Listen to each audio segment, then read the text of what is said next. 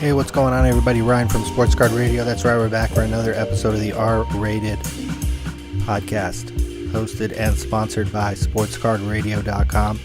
You want to get a hold, or me or my brother, who's the host of the Sports Card Show, can email us sportscardshow@gmail.com, Facebook Sports Card Radio. You can reach out to me on Twitter, Sports Card News. My brother is Sports Card Radio on Twitter.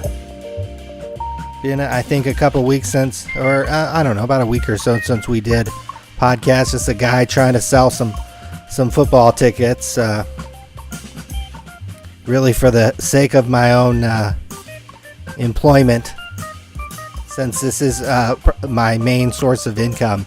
If we can just, this is the R-rated podcast, so we can get explicit early.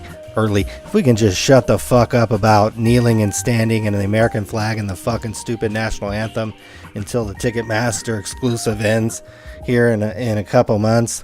Can we just shut the fuck up so I can ride this season out? Just had to get that out of the way, but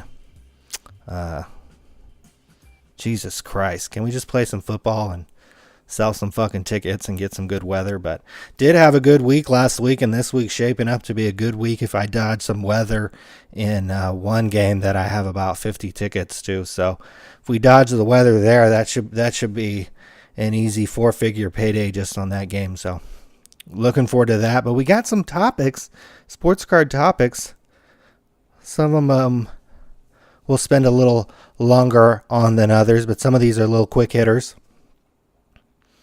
On the last episode, we talked about how Panini was pre-selling some of these first off-the-line boxes for about $160 less than what you could get it online. I mean, they were basically wholesaling this stuff out to the consumer. And that raised kind of the question for me is, what kind of value do these distributors, online box sellers, group breakers, hobby shops, kind of value do these guys provide to be able to justify not just why doesn't Panini sell this themselves? Why don't they just send all this stuff to a third-party logistics service or send it all to Amazon or something, and I could order it and get it the next day? Tracy Hackler wouldn't have to pack and ship boxes. They could get somebody to very well do this fairly easily themselves at a fairly good rate. Wouldn't have to hire anybody. It would all be third-party logistics. I mean, they could do this fairly easily. They blew through they sold 500 boxes on their website with a quickness, and probably could have sold 5,000 that day at the price they were selling them at.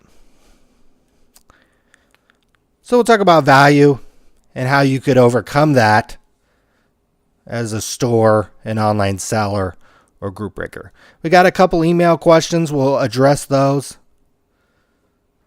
A dealer left a funny comment on a sports card forum, so I'll throw that at you real quick.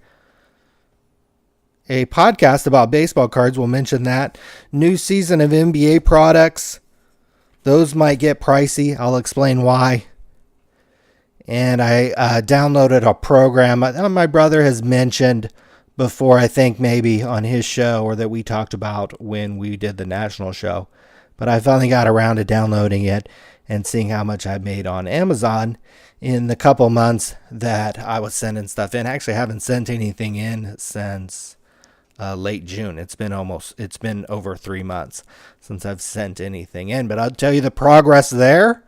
What was my margin? Kind of how the numbers look in terms of the time I put in. What did I sell? How much did I sell? And what's my plan for the future? So we'll break that down a little bit and talk a little bit about eBay as well, because I have some plans for eBay and what I might do kind of the tail end of this year once the tickets kind of wind down and I'm looking for something else to do. Might hit eBay and Amazon a lot harder than I did this year. This year was a little bit of a test run. Let's actually start with the email questions, because these are topics I might have hit on otherwise, and we'll save the value discussion toward the back half of the show, kind of more of a dealer discussion. But Got a couple questions. A couple people did reach out to me about this Upper Deck e-Pack, brand new, first 2017-18 NHL product of the year, debuted on e-Pack, and every year it's usually MVP, and at least the last couple of years it's been MVP. So 17-18 MVP hockey came out, Upper Deck e-Pack. And if you've never been to the e-Pack site, every day you can go, as long as you log in, you can open a, quote, free pack of cards. And it's usually all base cards, usually 1 to 3 cards. And sometimes you can actually hit some decent stuff out of there. I think it's called Compodium or something set. You can get like an Austin Matthews rookie card that if you got 10 or 20 of them, I think you can trade them in. Those things are worth like 10 or 20 bucks. So each one is theoretically worth about $1 or $2. You can actually hit some decent stuff. You can't hit any young guns or anything like that. But generally out of these free packs, it's a good way if you log in every day to just kind of get a little inventory and some stuff to trade or eventually level up. But big change this year. 17-18 MVP hockey, your free pack, it's not real cards. It's cards that you can't trade in at a later date, like the Austin Matthews you could hit. If you had 10 or 20 of them, I can't remember the number, you could trade it in and get a real one that's actually real, that Check On My Cards would send to you, or you could sell it on Check On My Cards, sell it on eBay, or whatever you wanted to do. It's worth money. Same idea with all the base cards in Series 1 and Goodwin and all the products. Usually, the entire base set, or actually every product, the entire base set, if you collect like 10 or 20 of them, you trade it in and you get a real one. And that's kind of how e-Pack works. Some of the cards are, quote, digital, but if you get enough of them, if you get 10 or 20 of them, you can trade it in and get a real one. But with 17-18 Upper Deck e-Pack, all the cards in the free pack were fake. That the only thing you could get is if you collected an entire like 300 card set of all the purple MVP free cards, you would get a Connor McDavid, quote, achievement card that was fake. That was not real. And people wanted to know kind of what I thought about this. Obviously, I'm an e-Pack fanatic, and I've logged in every day for the past year and a half, probably, practically. I don't spend a whole lot of time on the site, but I will log in every day, get my free pack. So I know the whole free pack experience and which ones to kind of target and which ones to get. And every day I try to pull off a couple trades, or at least beg for a couple trades and see what I can get done. People kind of want to know what I think about this because it's the first time they've ever done this. That in the free pack you literally get nothing. I think two things here. They were definitely having problems with people signing multiple accounts. And we saw this when I believe it was a couple months ago, they required you, instead of just a username, you used to be able to log in with just your username and password. They required you to log in with your email. And that's just a better way for them to verify kind of who you are, and a harder way for people to create multiple accounts because it'll be a little bit laborious to set up all these different type of email accounts. Even if you're using like something like Gmail or Yahoo or something, it might be able to track you a little easier that way. So I think number one, this move was to cut down on that exact thing, is that there were a lot of people for whatever reason were just had 100 different accounts or whatever it was, and we're just opening a whole bunch of free packs every day so that they could better their odds and get enough cards and trade the cards to themselves. And that might have become a nightmare in and of itself, is tracking these kind of fake accounts and dupe accounts, and kind of a tricky thing to think about. Another thing this does is that because it cuts down on kind of the free cards kind of going into circulation, it'll cut down on some of the flow of cards getting transferred to Check On My Cards and being priced real cheap. If you go to Check On My Cards, some of the cheapest cards you'll find right now are all the kind of the e-Pack physical hockey cards. And that used to not be the case. It used to be, that was the golden goose, was to sell hockey cards on Check On My Cards, because not a lot of people sent them in, but there were certainly a lot of passionate hockey card collectors who were buying on that website. Now with the partnership with Upper Deck EPAC, it's certainly driven a lot of hockey cards onto the website and driven the price way, way down on anything related to Upper Deck EPAC. Maybe not on other hockey stuff, but certainly anything related to Upper Deck EPAC. The price gets driven way down, which is good if you're buying hockey cards in a sense, but probably not if you care about the value, and maybe not so good if you're Check Out My Cards. So not every move related to Upper Deck EPAC is a direct correlation to Upper Deck or their budget or their kind of wants and needs. A lot of it is a partnership between Check Out My Cards, Upper Deck, and this Dynamics group who kind of runs the website and the payment processing, kind of the back end of the EPAC site. That is all. You can think about it as a really a trio there of partnership there. Upper Deck, they have the license, they have the card know-how, they print the cards, they make the cards. Check Out My Cards provides the fulfillment. They also give you kind of the added incentive and the added value that if you want to, transfer your cards over there, you can also sell them. And those cards can be sold on Check Out My Cards or cross-listed onto eBay and Amazon as well. And then Dynamics runs the EPAC site and the back end of that and kind of makes that whole process go. And takes the images that they get from Check Out My Cards, of the cards that Check Out My Cards gets from Upper Deck, and makes that whole thing work. So you can kind of look at it like that.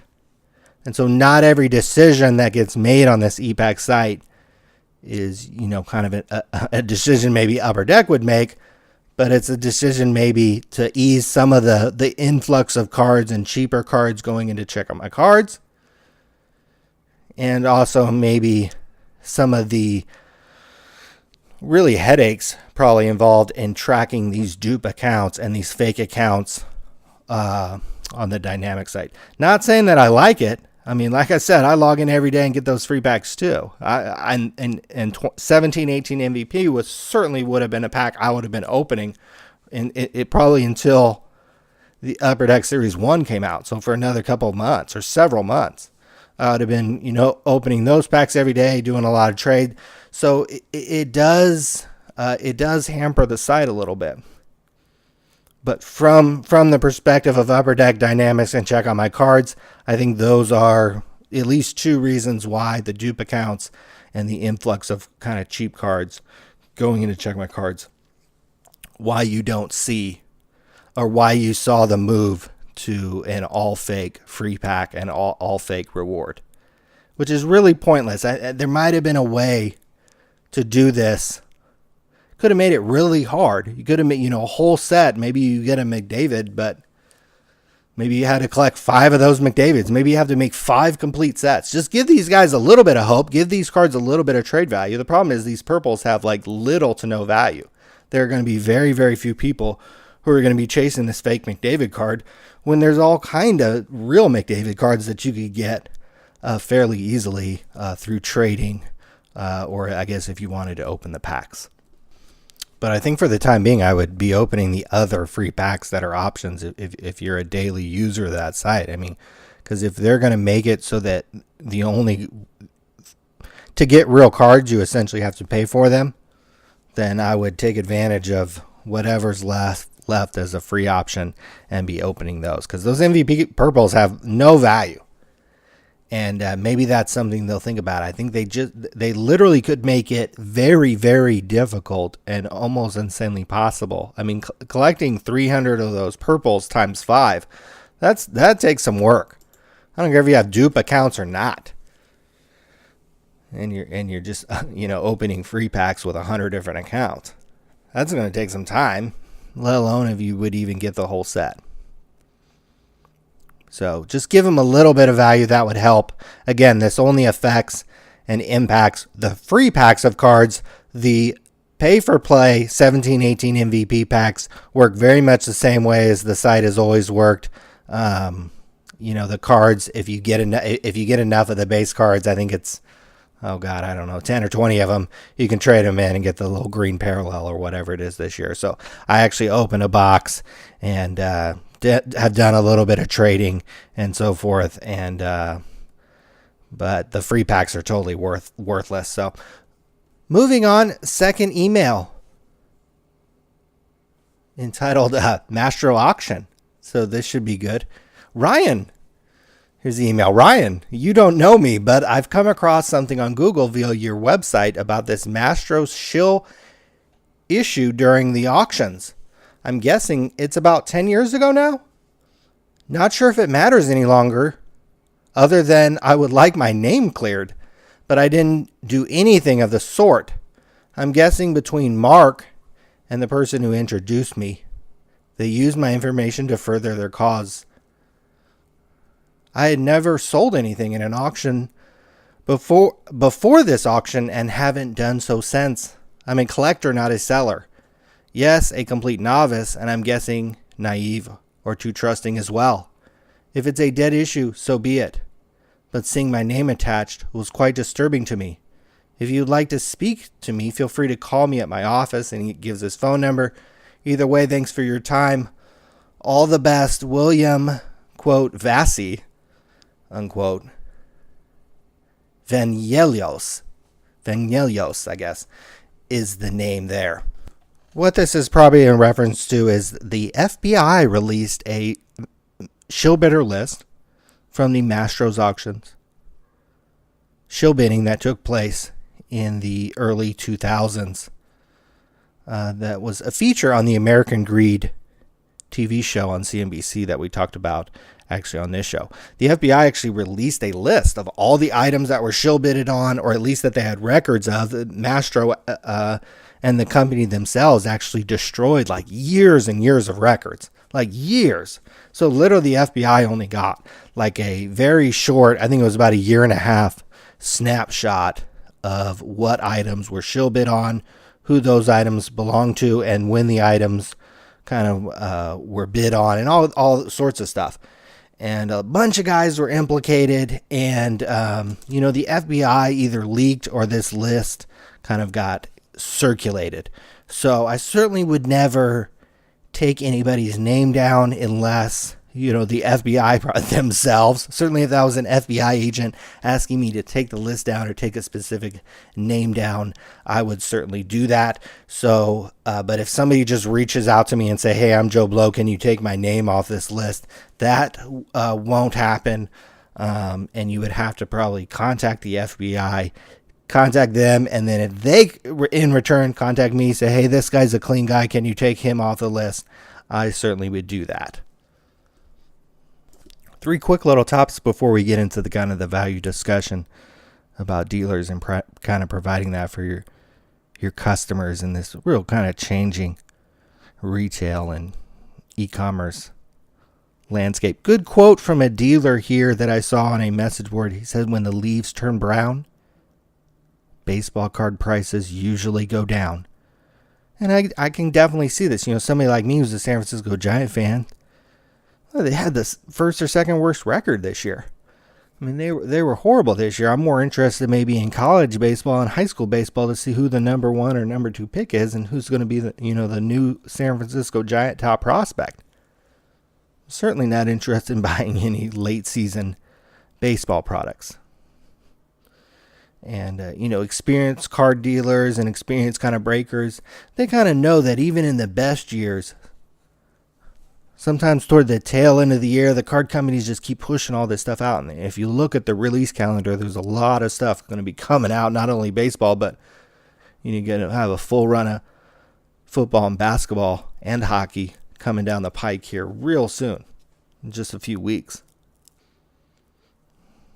On top of late season baseball and kind of the expectation there. So something to look out for.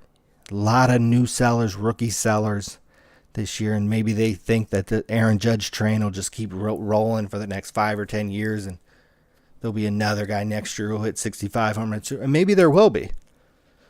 But there are peaks and valleys to this thing, and always toward the end of the year or the end of the run is where you have to be really careful, especially with your pre-orders and into the holiday season.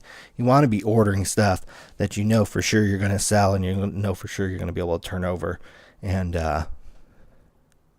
be very careful with stuff that could be volatile, especially with so many releases coming out and attention being focused elsewhere on basketball and football more so than just a few baseball teams. Remember, the World Series is one of the lowest rated kind of major sporting events that we have going. Compared to the NBA Finals, compared to the Super Bowl, I mean, you could look those up yourselves. Maybe that's a factor on who's playing, but not really. It's going to be low, even if it's Yankees and Cubs or something. We're still talking about a niche market who's going to sit there and watch a 4-hour baseball game with mound visits in between each pitch and, all this type of length and time to it. Could be 2-1. Basketball, football, for all their faults, might be slightly more entertaining for the average person to watch. But been a great year so far for baseball cards and the prices and the boxes and the packs and stuff. So hard to really complain, but something to always keep in mind. End of the year, postseason, after the season. Focus gets put elsewhere, football and basketball, and that's maybe where you want to put your dollars as you're heading into the season. Unless you're in a strong market like the team who wins the World Series or Aaron Judge, perhaps. Listened to a good little thing on Bloomberg. Might actually be a couple years old, so this could be really old news and people could have already heard this. I got tipped off because they did one on Beanie Babies. Bloomberg was doing a podcast about kind of bubbles, various bubbles, the tech bubble of the late 90s, the housing bubble of the mid to late 2000s, and they did one on Beanie Babies and baseball cards as well. So I posted the link on Sports Card Radio's Facebook if you want to check it out. It's about 30 minutes. They talked to Dave Jamieson, who wrote, I think, Mint Condition, one of the kind of preeminent books on the hobby and sports card and the business. And give it a listen. Some good stories about the 89 Billy Ripken, the 88 Billy Ripken. Fleer Billy Ripken. Just some good stuff all the way around.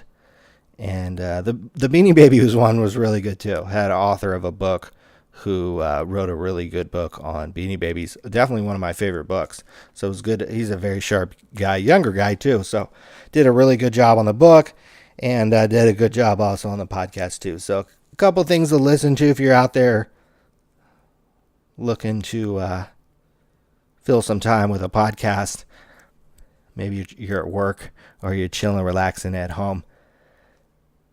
Something to keep in mind if you are a dealer out there and you are switching your focus to baseball, to football, and basketball. The first two kind of mainstream NBA products with these rookies in NBA uniforms, NBA hoops and Donners, really cheap products. They're about $55 a box if you buy them by the case, wholesale, out of the gate. These things are being allocated out of the gate by wholesale distributors. Haven't seen that probably in a few years. Hoops and Donruss. So that's really surprising. Either Panini or the distributors themselves are going to hold some of this stuff back.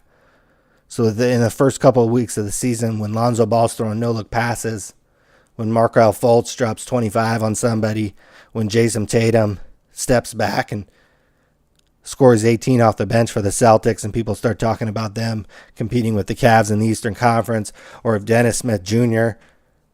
for the Dallas Mavericks starts having people forget about Dirk Nowitzki quick. Dirk Nowitzki can just retire because Dennis Smith Jr. will be an easy 25-point a game score. Maybe there'll be a resurrection in Sacramento. They have 3 or 4 rookies. De'Aaron Fox, point guard, be great for a resurrection of basketball in Sacramento.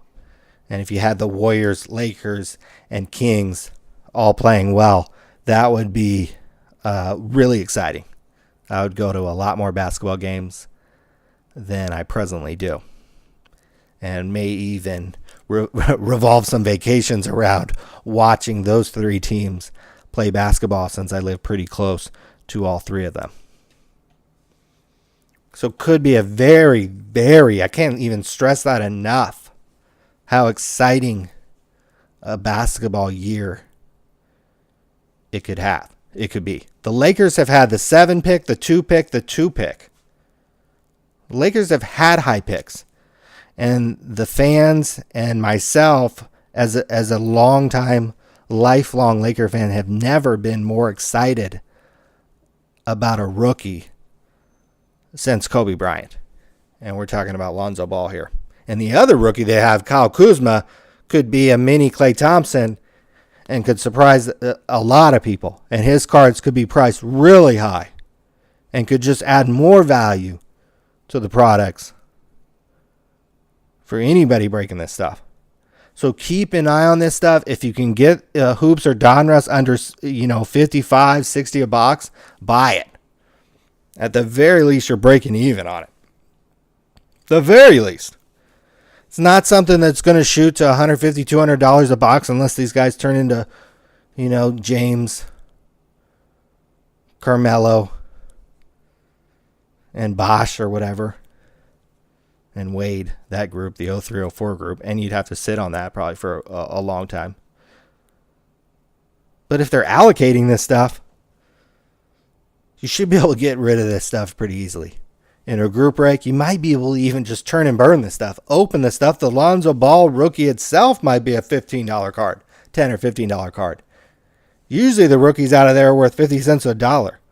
But this could be a totally different year. Could generate a whole new level of interest. Because if the Sixers get turned around because of Fultz, because he is the real deal, because he is the #1 pick. If Lonzo Ball lives up to expectations.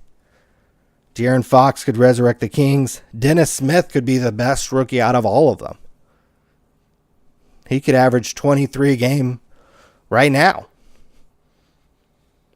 Jason Tatum could provide a lot of punch, either in the starting lineup if he fits there, but I think they're going to have to pull him off the bench, and it maybe take him a few months to get involved.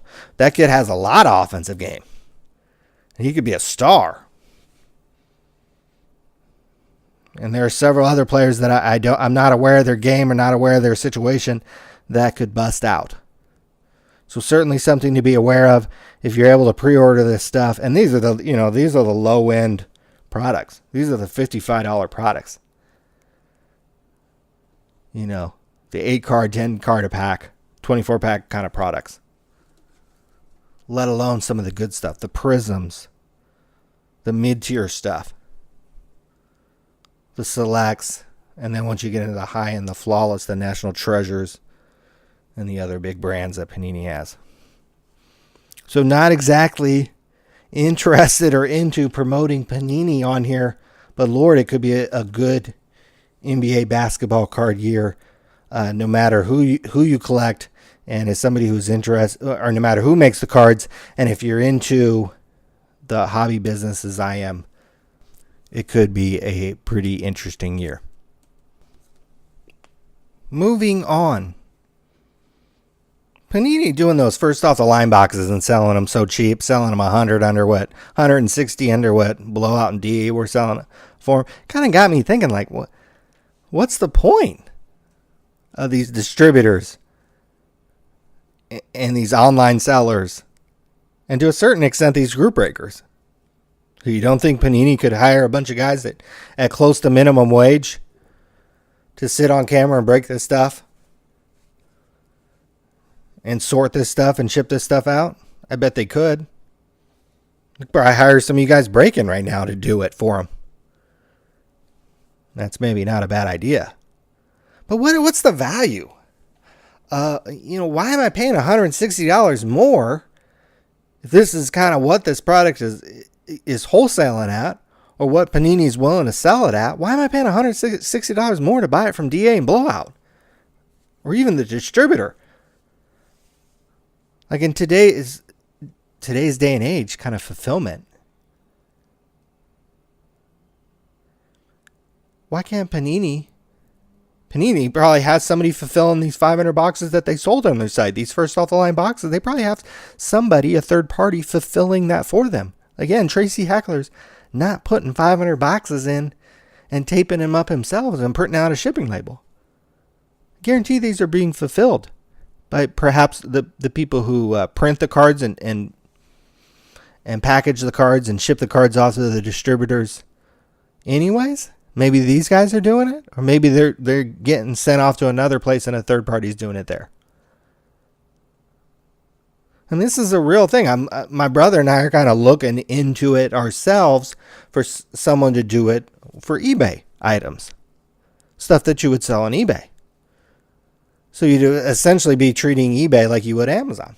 You'd send all your stuff to a third party so that when you got an eBay order, you just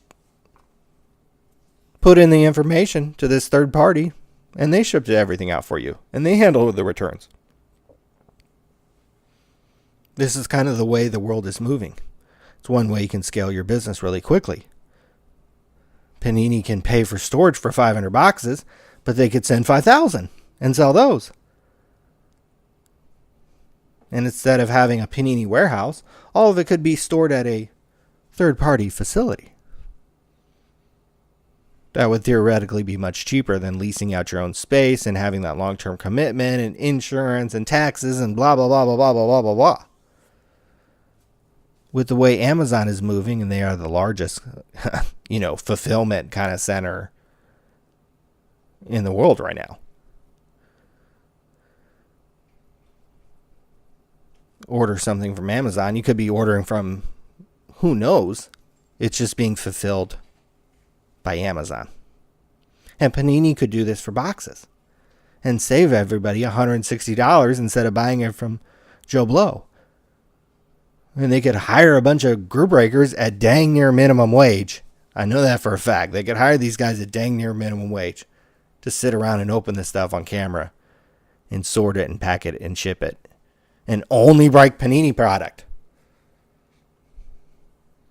So again, what value does someone like DA or Blowout provide? I couldn't think of a whole lot of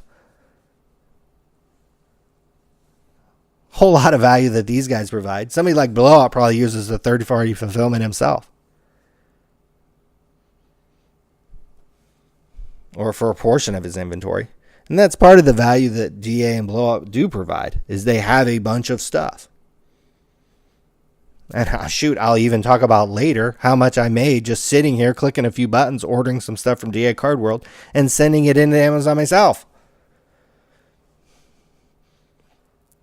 That was basically, how I started on Amazon. That was basically all I've done as I analyze my numbers today.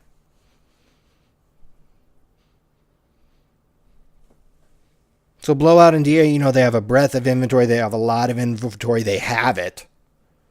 And if Panini isn't going to sell this way, if they aren't going to sell direct to consumer, I guess, I guess Blowout and DA will do it.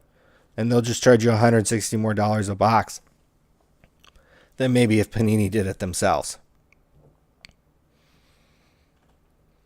To me, a actual physical hobby store, they can provide the most value. Although obviously this is the most risk with your overhead and your expenses. All that entails in running brick and mortar. For one, everything you have in there is in stock. So no matter if I could order that same item on Amazon and get it the same day, it's still not right there in front of me. I still can't purchase it right now and take it and perhaps open it right there. So stores provide that huge, they're basically till the end of time, until I can order something and, maybe seconds later it gets dropped down by some kind of drone. Still be able to go into a physical store, buy something and get it right that instantaneous second, that instant gratification. And sometimes that's really important with cards because you just got to scratch that itch and open that pack real quick. You got to get that fix. Sometimes eBay, Blowout, Amazon, DA, they can't get it to you quick enough.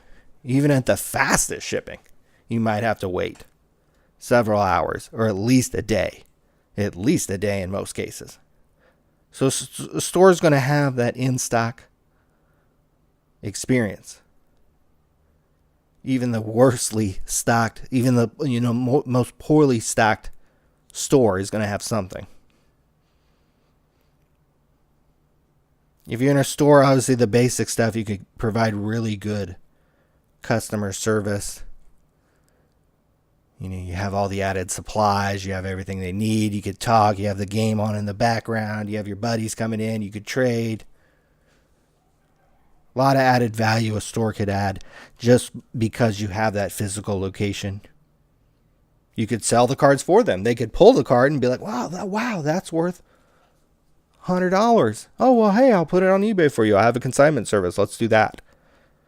So there's a lot of value you could add as a store.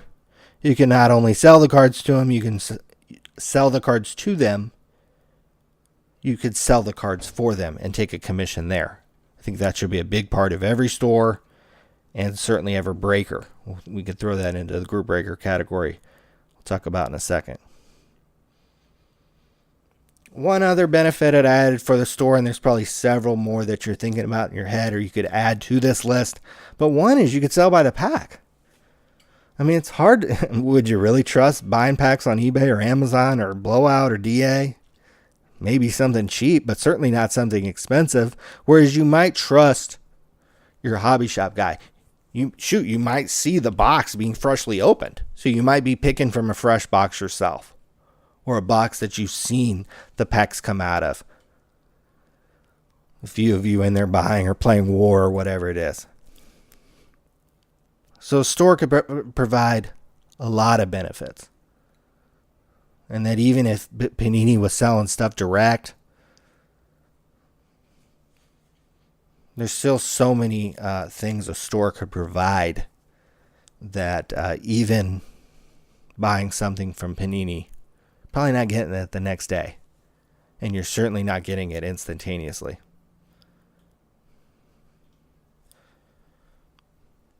So a lot of good stuff there. Breakers. This is tougher. Because much like Blowout and DA, and even Amazon buying something on eBay and Amazon, if you get into a group break, you're not getting the stuff the next day. Might even get that stuff that week. But they do provide value. One, they provide kind of a unique way of selling stuff. You can, buy in by the team or the player or the random into a case or a box or however it's being broken down. And that's certainly something unique. Not a lot of times you certainly can't go into most stores and buy a case or a box by the team or random or player. So certainly a unique experience. The video itself, the live room or whatever, and the chatting, that's a big part of it too, just the entertainment factor there. There's a lot of people who probably sit in on the room or not even involved, or maybe they aren't involved that day or didn't spend any money that day. They still want to see what's opened, chat with their friends, and that's a big experience. So the entertainment factor. I think other ways breakers could provide value. Again, you should also be selling the cards for them. The biggest sellers on eBay, Probstein, Pre-War Card Collector, Check Out My Cards in terms of volumes way up there. All consigners. All of them. All three of them. And I think the other top guys are consigners. A lot of the other top guys are consigners as well. One of the top sellers, one of the few top sellers who's not a consigner that I can think of is Burbank Sports Cards. But that guy hustles and travels around, the world, or certainly the United States, buying stuff. I mean, he had a picture of him at the National, the Burbank Sports Guys guy, Rob Viras, with just, 3,500 count boxes stacked 6 feet high and 6 feet wide. It just massive amount of cards that he purchased at the show, and that probably comes into him because he'll take all the common stuff and process all that. One of the few guys who's not a consignment guy. You breakers, boy, this would be really easy for you guys to set up. It would also take off some of the ease of shipping this stuff out quickly, because you could promise kind of some turnaround times on listing this stuff on eBay. And I would charge more for, hey, if this is a hot product and you just pulled a hot card and you want me to list it on eBay tomorrow or even tonight, you're going to get charged more for that. Whereas if you want me to do it in 3 days or a week, you might get charged a different price. Wouldn't be that difficult to set that up. And I think you'd see a lot of people taking advantage of that from you if you had a good eBay account and something which you might already have already. You certainly should be able to figure out what's it going to cost you to sell these cards for these people that you were going to have to pick, pack, and ship anyways. You could take the extra step of spending, a minute and a half, 2 minutes listed on eBay for them and take a percentage of the sale and make it, competitive or near competitive with what Probstein or Pre-War. Now they get huge volume discounts, so you might not be, on the number with them. But again, you have the card already. You're already there. If you ship the card back to the person who bought it, it might take them a while to put it on eBay. You're already there. You already have it. And you might see that people come and break with you because you have this service. I don't know of a breaker that has properly marketed this. Or I haven't seen this. Certainly, there's probably some breakers who offer this and who do this and who say, hey, I'll list it for you. And maybe, I don't know how that all works out. But this should be an add-on service. Because why are the top card sellers on eBay, Check Out My Cards, Probstein, and Pre-War Card Collector, these guys aren't doing this for themselves, for their health. They're making some money off this. I know for a fact Tim at Check Out My Cards is. Obviously, he has a much larger operation in his own site. But shoot, Pre-War Card Collector and Probstein, they're eBay guys. Probstein doesn't even have a website. And guarantee he's profitable, and he makes a little bit of scratch off this. So it should be something that should be fairly easy to do. Because the only added step for you really is listing it on eBay and managing that. Something that you might be already doing already with some eBay auctions, or certainly should have some experience doing in your life.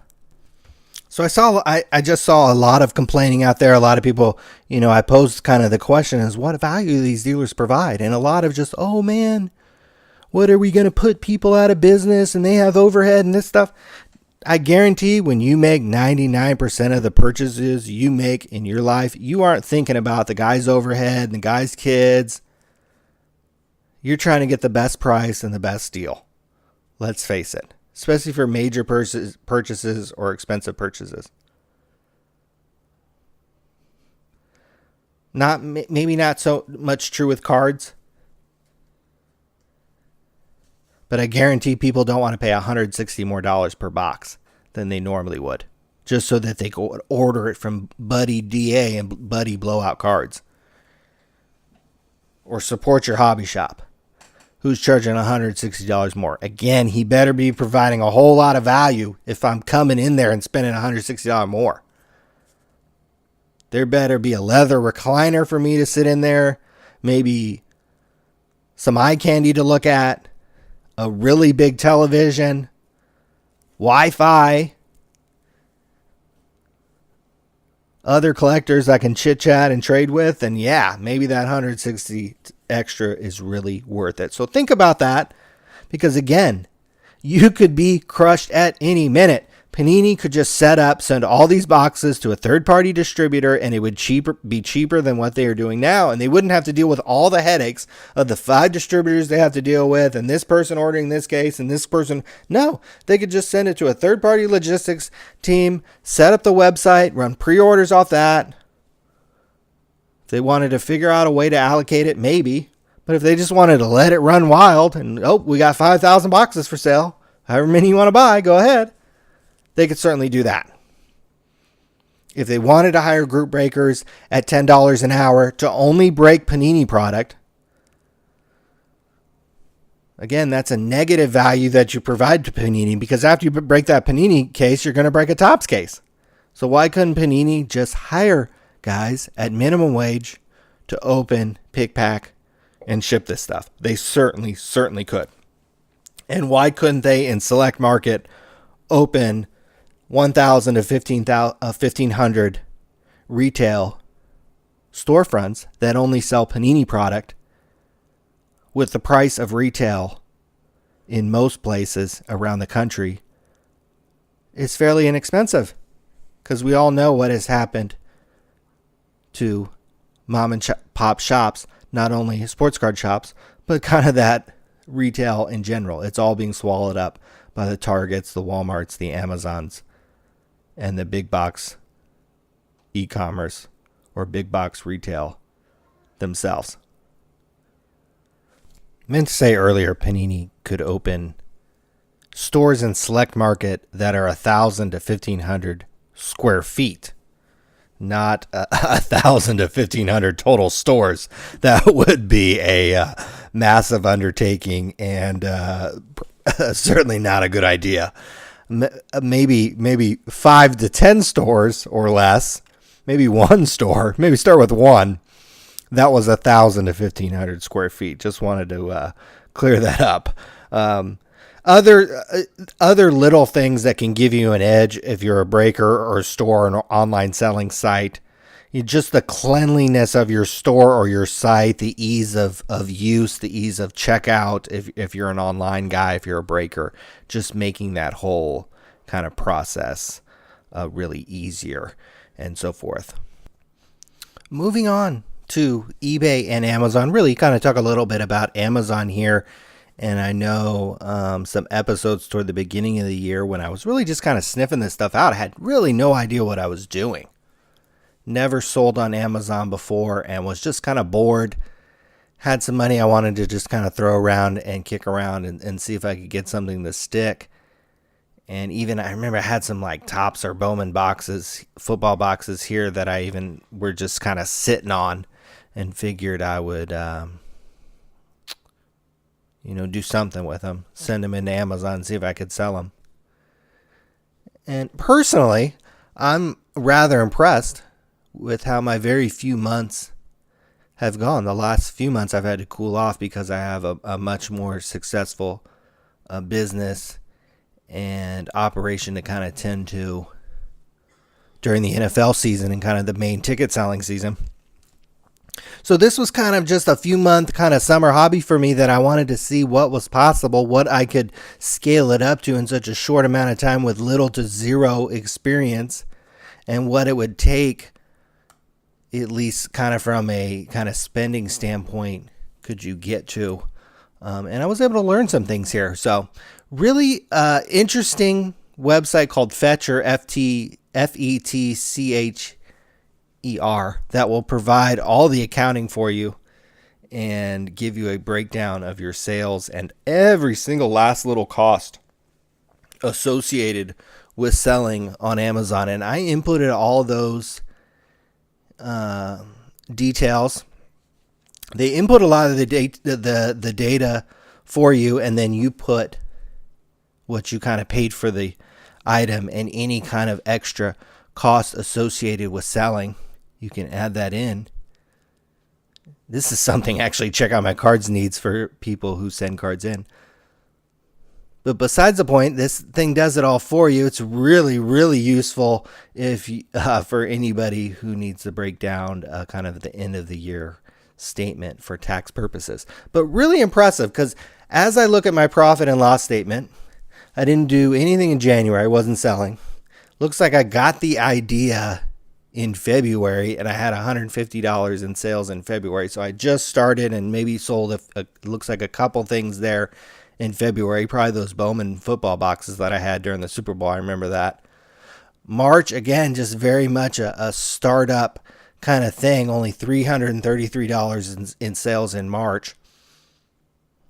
And it wasn't really until April that things got moving. Had $2,400 in sales in April, $4,700 sales in May, $4,300 in June, $2,900 in July. That was the last time I sent anything in. And then really once the end of July kicked in, or the kind of mid-July, I kind of had to check out of the whole Amazon thing because of the football season and kind of selling football tickets. So my August sales were only $1,700, and so far this month only $745 in sales. But really impressive considering I only have 299 things currently even at Amazon, which is like a minuscule amount of inventory to have over there. Units sold 1,121. I mean, that is really good considering, again, I only have 300 things currently there. So of the 1,400 units I bought, 1,100 have sold. So my sell-through was just sensational. And I was able to kind of turn that money over quickly on Amazon, which is good news because that's something you're going to want to do. You're not going to want to be sitting on inventory or a lot of inventory for months after months after month after month. You're going to want to turn this stuff over and just rinse this money over and over and just do it over and over. Keep reinvesting the money. Total sales, 16,680. Again, this is really in a 1, 2, 3, kind of 4, 5, looks like 4.5 month span. So I'm pretty happy with 16,000 in sales. My total cost, and that includes everything, cost of goods sold, all the shipping, all the boxes, all the tape, all the this and that and the other thing, and all the Amazon fees. You get charged $40 a month for the pro account or $1 an item. So you can see it was very smart of me to initially sign up for the $40 pro account, because if I got charged $1 an item, I would have got charged $1,121 instead of the $40 a month for what has it been? It's been about 8 months. So it's only been $320 for the pro service. Whereas if I did the $1 an item and didn't change over to the pro service for whatever reason, I would have been charged $1,121. So all the costs associated, $14,430. Total profit, $2,250. My margin is 13%. You might think that is low, but honestly, I feel like I probably spent more time talking about Amazon on this podcast or to my brother kind of discussing it than I have actually worked on it. My main product, which I mentioned on one of these shows, 2016 Topps Opening Day Baseball. That was my main product. I had $10,627 in sales in just that product and only had $16,000 in sales. I sold 1,100 units. Well, 746 were 2016 Topps MLB Opening Day. My gross margin on that was actually 18%.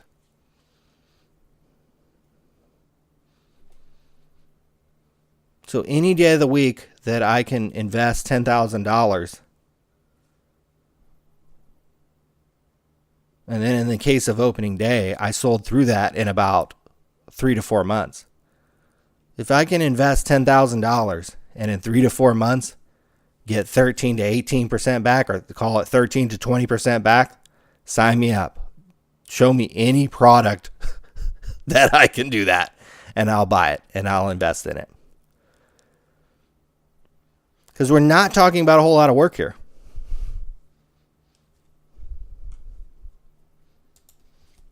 I didn't make a lot of money, and preferably I'd rather make no money on this. I mean, I have a very successful business. $2,200 is not a lot of money. Wouldn't be a lot of money to make in 1 week for me.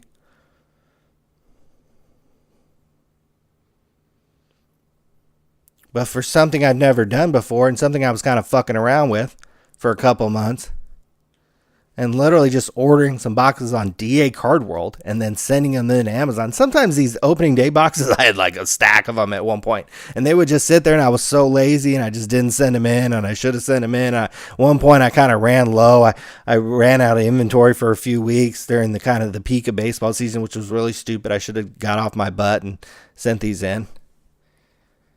It wasn't something I spent a whole lot of time on. I was much more concerned with my vacations and kind of chilling out and relaxing before football season hit and when I really had to work. But it kind of gives me an idea of the scale and kind of the scope that you have to do this at. You know, I had 16,000 in sales. I think my brother hit 10,000 in sales in 1 month. And again, if you're making 13 to 20% on that, again, that's not that much money. You're going to have to scale this a lot higher. Closer to a 5 or 10x. You're going to have to probably do closer to more like 100,000 in sales. But could I see that? Yes. I could easily see selling $100,000 of stuff on Amazon. I think that's just the start.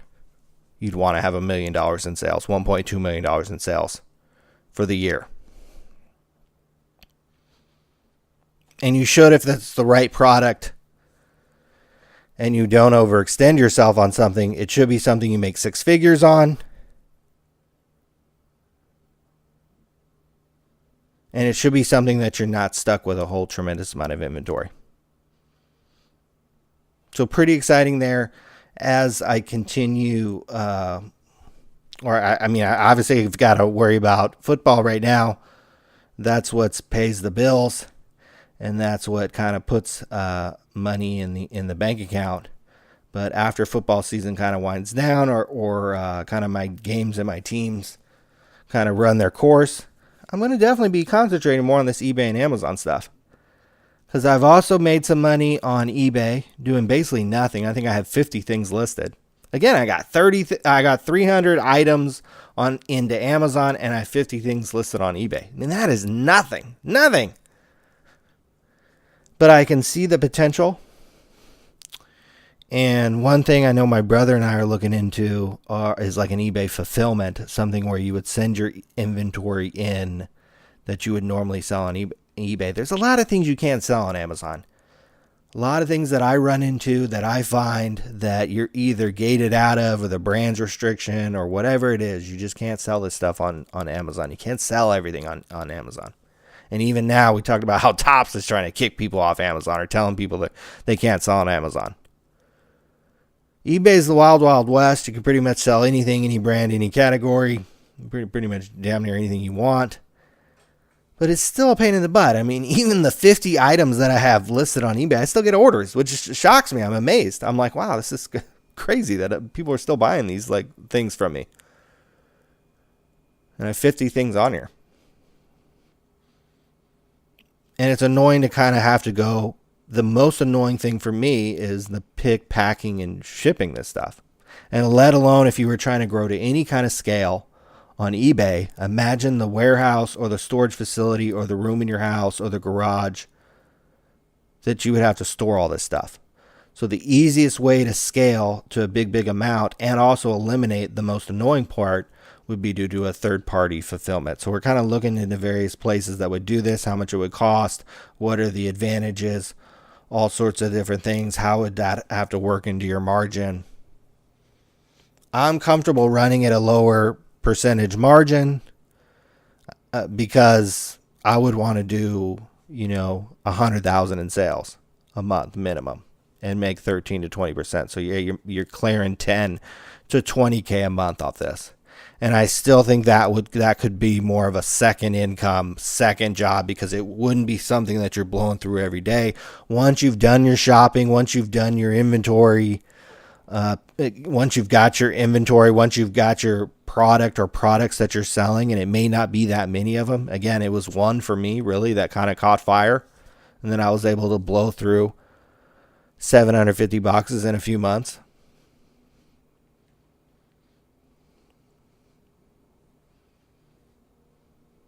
I think it could be a 6-figure second income. That was more of a part-time thing. Certainly not a full-time 40-hour a week commitment. No way. Maybe at times you were working a lot and you did put a lot of time in, but not a per day, all day, every day. Because the ease of having to fulfill all these orders, you guys forget how much time that would take, especially if you're doing any kind of volume. A lot of you maybe only sell, 50 things, 100 things there. Less than 1,000 things a year, maybe. Probably in most cases. Well, if you're trying to clear 100,000 a month in sales, minimum. I mean, that would just be minimum. Because if you caught some traction, if you caught some products that worked, you might be able to, do a lot more than that in sales, especially on Amazon, especially if it keeps growing. But the eBay fulfillment is a good idea too. I think it's one way to, really scale eBay. Is if all you did was have to find the item and send in one box to this fulfillment, and they handled everything for you. All you had to do was give them the guy's address. To me, that's really worth it. That is worth giving up huge percentage points in margin. Frees up more time in my day. And I think this becomes more of a part-time job than a full-time job. If you were selling $100,000 of stuff a month, just the logistics of sorting and shipping this stuff. Look at Group Breakers. Every big Group Breaker has to have some kind of sorter or shipper and an office or a store or something. No, I just send all my shit in one box to fucking, some guy in Texas or Tennessee or wherever it is. And can scale that way. If you got really big, you could just keep scaling. You just, these are really big warehouses these people have. And they, 100% guarantee on the fulfillment. And I sold, 1,100 things on Amazon and they fulfilled it pretty well, I thought.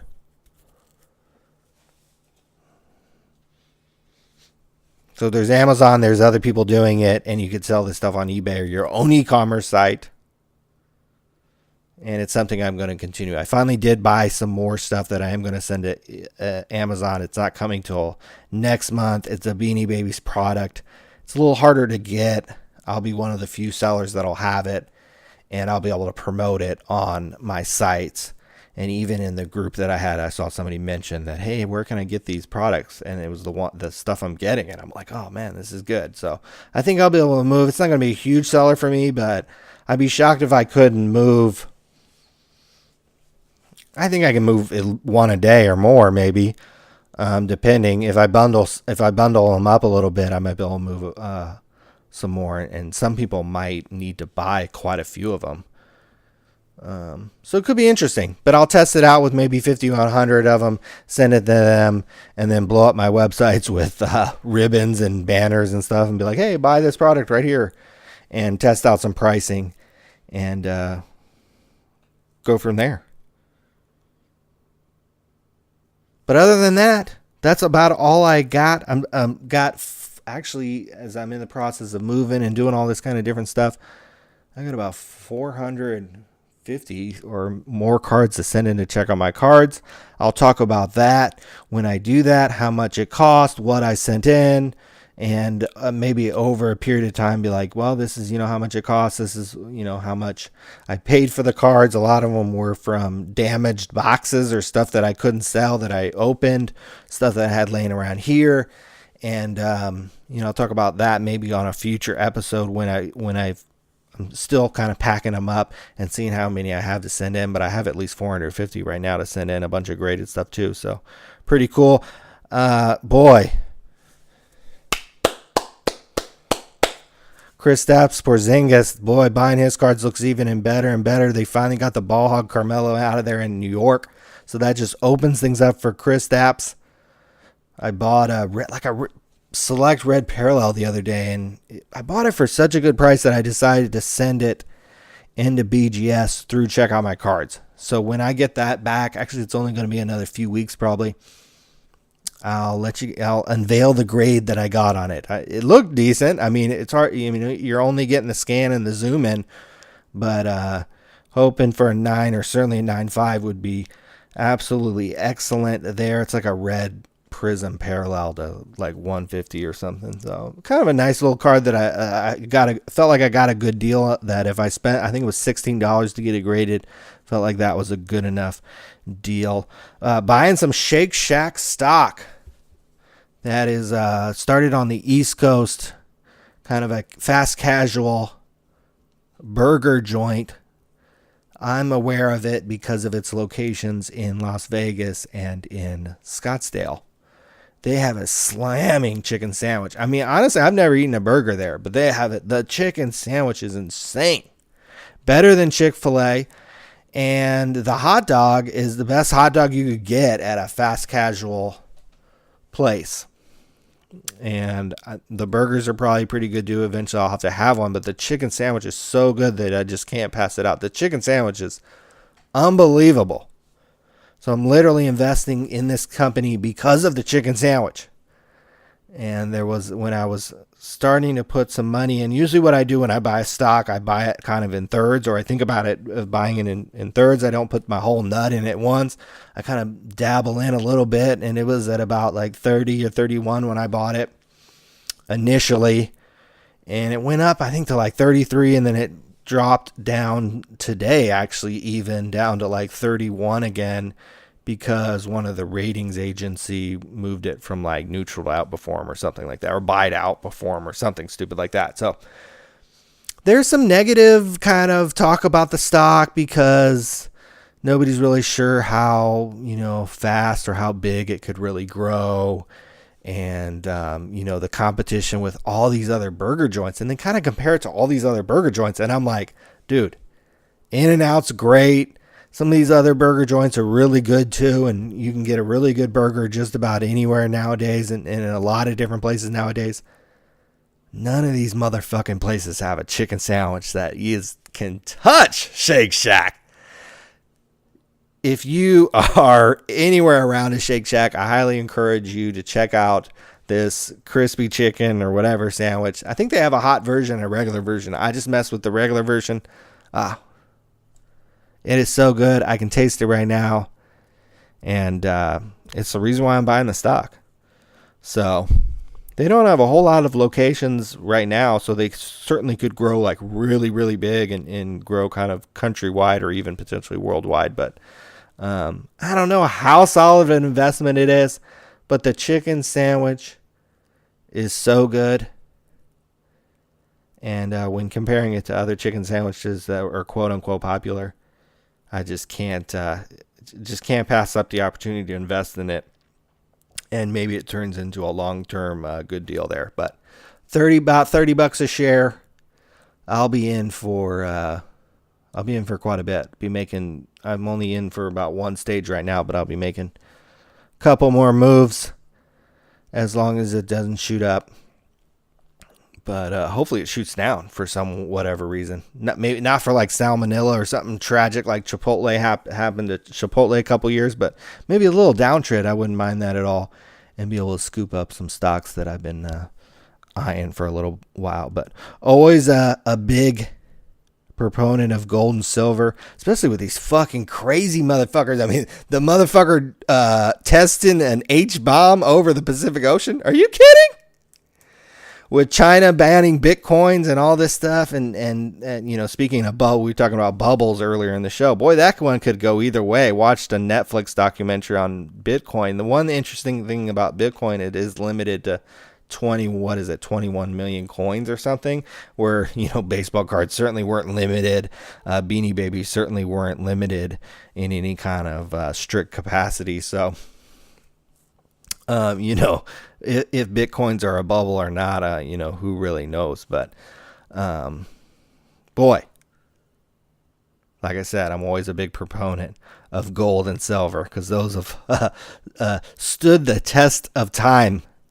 The value of those two commodities, and when motherfuckers like saying they're going to test an H-bomb over the ocean, I mean, that hasn't happened in 40 years going on. So that's crazy. And when shit like that happens, I'd either want some straight cash or some straight gold and silver. So that's it, and we'll be back soon. If we can fucking quit talking about kneeling and standing and sealing and just fucking get on Ticketmaster, StubHub, or SeatGeek and buy some fucking tickets and go support your local fucking football team. That's all I gotta fucking say.